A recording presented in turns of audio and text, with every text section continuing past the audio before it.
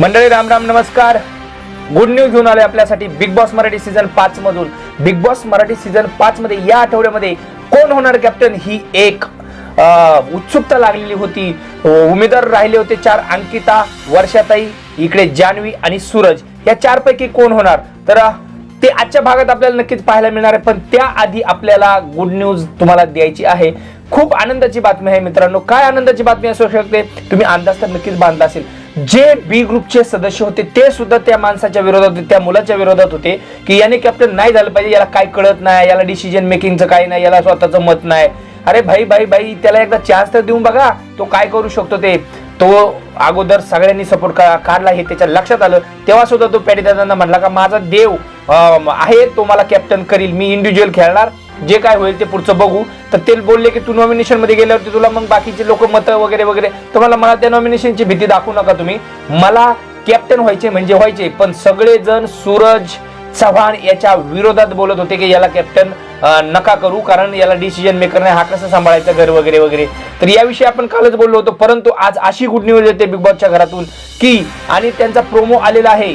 ही good news आपल्यासाठी आहे, त्यांनी प्रोमो दाखवलाय म्हणून आपण सांगतोय की सूरज चव्हाण हा या आठवड्याच्या बिग बॉस मराठी सीझन 5 चा कॅप्टन झालेला आहे। मित्रांनो टाळ्या वाजवल्या पाहिजेत, कारण जी गोष्ट हे लोकांना विरोध वाटत होता की सूरजने कॅप्टन होऊ नये, ए ग्रुप झालं, बी ग्रुप झालं, ए ग्रुपला वाटणं साहजिक आहे, पण बी ग्रुपने तरी त्याला एकदा चान्स द्यायला हवा होता असं सगळ्यांचं मत होतं।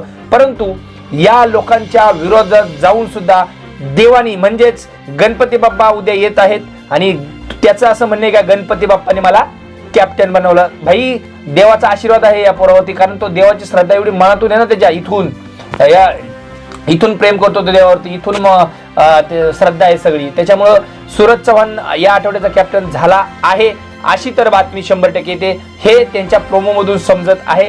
तर तो सगळ्यांना तो हे मागत आहे की तुमच्यामुळे थँक्यू बोलत आहे सगळ्यांना सूरज चव्हाण।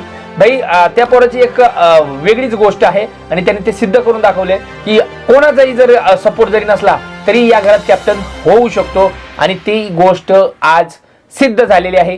देवाच्या आशीर्वादाशिवाय काही नाही हो, देवावरती श्रद्धा ठेवा, तुमचं देव वाईट करणारच नाही।